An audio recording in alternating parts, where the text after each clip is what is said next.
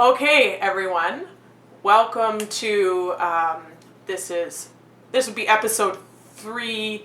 We are releasing episode 2 and 3 together of my podcast and the Q&A. Welcome, everyone, and it's been a roller coaster of a week for me. And after hearing the tremendous response, it made me very emotional and feel much more supportive after I posted my abortion journey podcast, blog posts. There was so much support, and the first thing I want to say is that it was so helpful, and I did have a lot of support prior to releasing that information publicly, and after that, I just felt complete support, complete relief. And today I'm going to talk about the journey of the week after I had the abortion, because it's literally been 6 days since I went in for my procedure. And a lot has happened. It feels like, from the time I got pregnant to now, it just feels like years. It really, time slowed down and everything became surreal. And as I went through, it slowed. So that's what I'm going to talk about. I'm going to talk about why I went public with it, because a lot of people have asked me that question.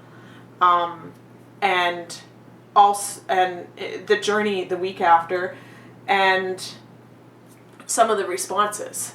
So today, this is an update podcast and Q&A intro in hopes that this will also help bring some self-awareness to you and some answers and some understanding of what the journey is like and what the process of accepting your decisions and growing your self-awareness and moving through the pain and leaning into the fear and just what this journey is like. So I'm going to start with how I felt right away.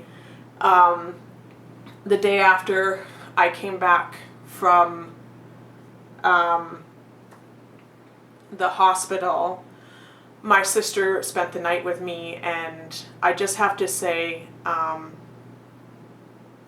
day 1 was not that bad. The anesthetic was still in me. My body hadn't quite responded to the loss of a baby yet, and I think I cried before my abortion. I was grieving it before I went in, but I think what really worried me was literally right before I went in, they had walked another woman in front of me who had just had the procedure, and she looked like a bit of a zombie, and that scared me because she was on anesthetic and whatnot. So when I went in, it was a very quick procedure. I went in early in the morning. I was home by mid to late morning, and with the anesthetic, I just slept and slept and slept. It was a very sleepy day. I rested. My sister just was monitoring me. They get worried about blood clots and whatnot, and then she slept over, and she made it a very happy day, gave me lots of food. I was very supportive. It was the second night when I was alone that was probably second, third, fourth, even fifth night when I was alone, got really hard. I literally cried out loud and bellowed at night. And the week of my hormones leveling out, I really went into depression again. And I was like, oh God, am I really back here? And I was really worried about going into that state again. But reality was it really was my hormones. And I was just, nighttime was the hardest. That's when things really hit me. There was physical pain. The physical pain actually didn't start on until maybe end of day 2, day 3 after. And one thing you have to realize is that the physical pain is so connected to the emotional pain with an abortion. I cannot reiterate how much I felt the absence of a baby from my body and how much that bothered me. And of course, my ego and fear tried to really bring me into, did I make the right decision? Did I, what if? And that's where it brought me at times, and I tried to get myself back, and really the disappointment in myself was setting in too. I'm going to be honest. Disappointment that, again, and I talked about this in my first podcast, was, that I didn't have my life together, that I was deserving of a really good relationship and a partner, and why didn't I have that? And it was kind of a boo-hoo, poor me sort of situation at times too. So I went through all that, and I was literally, my emotions were up and down because of the hormones. And then the physical pain was very much internal cramping. But again, I just cannot explain how much the physical pain was connected to my emotions. The more emotional I got, the more painful things got. The more pain I had, the more emotional I got. And that's true with all pain, I do believe. But this was very connected to my womanhood.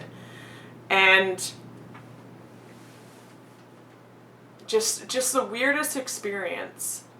I really feel like one thing for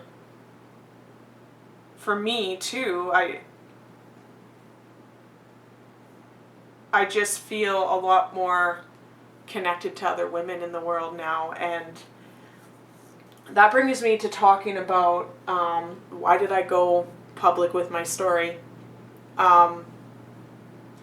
I had a really shitty December and a shitty January leading up to the abortion, and then past.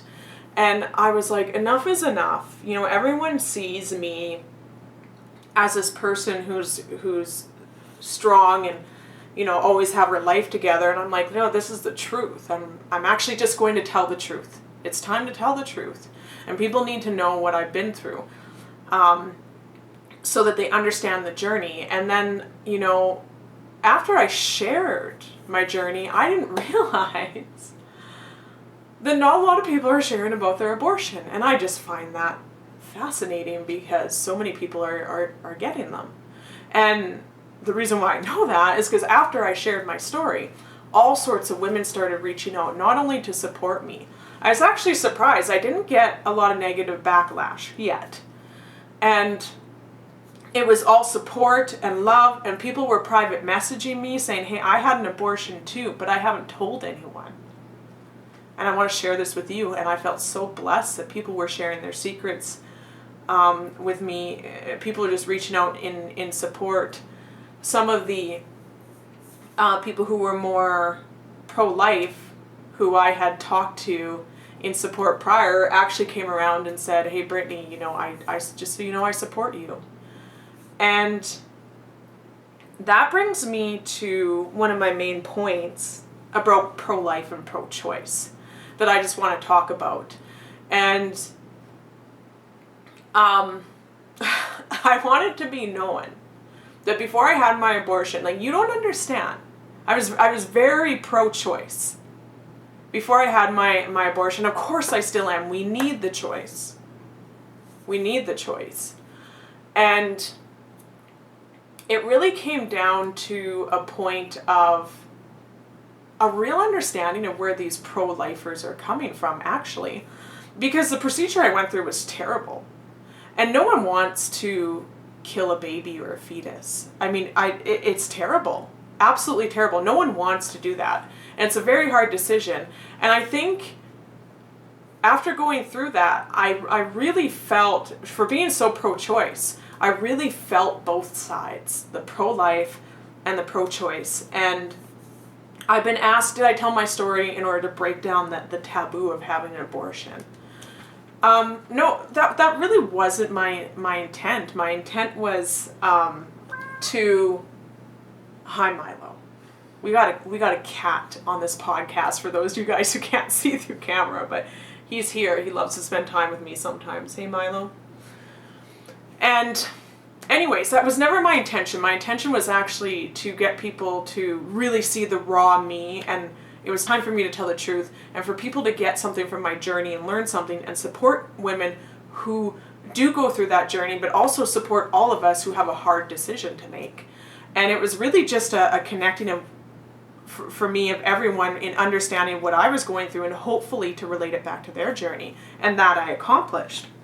But, you know, they say, well, was it to release the taboo? It's like, well, no, not really, but I suppose that's exactly what it's going to do, because I'm hoping for people to understand me in just the way that I actually understand pro-life people more. And I think my whole, you know, like my whole stance on that is we really need to get rid of the us versus them mentality, the pro-lifers versus the pro-choicers. And I think we need to all really just go, okay, we need to come to a shared understanding, a shared pool of meaning and understanding about really the human experience. And you don't 100% understand, and I really want to bring it out here, and that's what I'm trying to do, trying to make everyone understand, because I was pro-choice and I did not understand how big an abortion was until I went through it. Hence now why I understand the pro-lifers. But this isn't like a black and white thing. This is a place where us as humans don't need to really come at each other, ripping at each other with our hands and claws. It's can we find the understanding and the non-judgment and the empathy in both sides. And I just think when it comes to protesting each other, fighting doesn't work. Yes, I believe in choice. Yes, I believe in women's rights. I'm so thankful that I had the choice. But there's no need to completely obliterate anyone for their beliefs or their choices. I am okay with pro-life people, and I have an understanding of where they're coming from. And another thing that I really feel connected to all women, again, is I'm never going to judge someone who has no money, dumps her business, decides to just go for it and raise a baby. Someone who's in the exact same situation, I'm not going to judge her. And I hope she wouldn't judge me. I'm not going to judge someone who's so, really, really pro-life. And I hope they wouldn't judge me. And I think that needs to be broken down, the us versus them in pro-life and pro-choice. And we're humans in this experience, and we need to have empathy for each other. And that's, if we're talking about me sharing my story, breaking down the taboo, that's how I want to do it, because I think if we can bring more understanding to our situations, then we will really break down some taboo here. And another thing is too, just to mention, of course, when I've been posting about my abortion, I've been on Instagram and Facebook looking at abortion stuff, and there was one post that Larry said, I have notes on it here. Most women who have an abortion don't suffer psychological stress, and they feel relieved. Okay, that is, remember, I'm pro-choice. Clearly I made the choice, and that is a pro-choice post, and I actually got after them a bit because, first of all, define psychological stress, because I went through a lot of psychological stress in making the decision, And you know what? I did feel relieved after. I did. But I still grieved the loss of my baby. I had psychological stress over there was some what ifs, but I was relieved. It was a very back and forth time, and still is a bit. And the psychological stress of getting rid of the hormones and whatnot, very, very stressful, and making the decision very stressful. And from what I'm hearing of the women reaching out to me, this is very, hey Shannon, how's it going? Welcome. I'm just in the middle of my guidance. Mwah. So yeah, we might feel relieved, but we still go through an array of emotions around this, and I think it really needs to be appreciated that, again, this isn't black and white. This isn't like, I had an abortion and I'm so thankful and I'm good now. No. Like, the human emotion is varied big time. And that's what people think.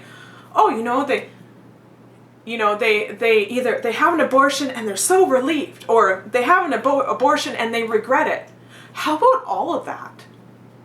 How about all of those emotions? That's what I have to say. It's not black and white, just like I used to think that too. And I want you to know, you can feel relieved while still grieving the loss of a child. It's really actually kind of fucked up. And the decision, you're never 100% about. Of course, us women who have abortions go through stress, psychological stress. And yes, of course, we get relief as well. And yes, of course, we get regret. I had all of that. And I'm just looking at my notes here to see what else here that I have. The what ifs, okay? So I got an email today from a follower, and they had replied to my abortion email, and they said to me, what if that baby would have been a leader or really could have took on the world, or what if your mom would have aborted you? And that was, first of all, I like hearing all opinions because I need to address them. I need to make videos about it. All opinions matter, and the what ifs. So I just want to say right away, the what ifs that's what will get you in every decision that you make. The what ifs will get you. And they truly do. Any decision. So remember in my first podcast, I said it's very important to make a decision and not go into the hypothetical what ifs because your ego and fear will run amok. So my reply to that email was, thank you, you might be right. Thank you for sharing your opinion. Blessings. Because he might be right. You know what else might be right? Yes, my child could have been a world leader. Yes, could have took on the world. That would be great. And yes, my mom actually could have aborted me. But guess what? She didn't. And I won't know if that child would have been a world leader. My child also could have been a child molester that ended up in jail. I don't know. And a drug addict, whatever we deem as not good in society. And I'm here to say, why do people always go to that conclusion? What if I would have died in childbirth? What if the baby would have never lived through? What if? And I don't think that the life of a drug addict or a world leader should really be ever, both of those things can happen, and we should have not doesn't mean either of them are bad people. It could have turned out to be a bad person. I don't know. I didn't get a chance to raise it. What if it wouldn't have survived? Yeah, but I don't know. What if? And the what if argument, that is what will kill you. So when someone says what if to me, it it cannot have bearing on me because I'll never know. I'll never know what the baby would have been like. And yes, I've struggled with that. But I'm not going to play that game because that's a fear and ego game. The what if is a fear and ego game. And I'm not sure why he didn't list quite a few things that the baby could have been. Because it could have been a lot of things. And it could have been my death in childbirth. It could have, I don't know. We don't know. We'll never know. And I just want to remind everyone, doesn't matter if it's an abortion I'm talking about, the decision. Stop with the what if. And Shannon, I'm sure you can relate to this because we are all having issues with the what ifs. And whatever decision you make, you need to celebrate the successes with it and also accept the consequences of it. And I will say that over and over again because the what if game can't exist. It can't, and it doesn't.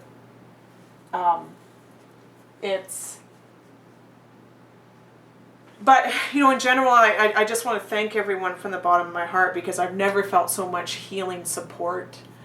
And the response has been overall positive. And as I go along in my journey, I'm going to share my healing journey with you in hopes that you can resonate into your own healing journey and your own decision making and your own pain and everything you're going to go through. And I'm happy we're going through it together. And that, I encourage you again to reach out, message me, DM me on Instagram, Just Be Coaching. Message me on Facebook. We got the 8-Day Chakra Cleanse Facebook group. Make sure you subscribe to this podcast so that you can follow me in my journey and I can keep on helping build your self-awareness, your confidence, giving you direction and healing as you share with me. I love it. Of course, we got a YouTube channel. We got all this, and I think the podcast has been one of my favorites. Because the Q&As are always my favorite with clients. And this wraps up our 2nd/3rd podcast. Keep on listening, subscribe, and we will keep the journey going. Mwah! Mwah!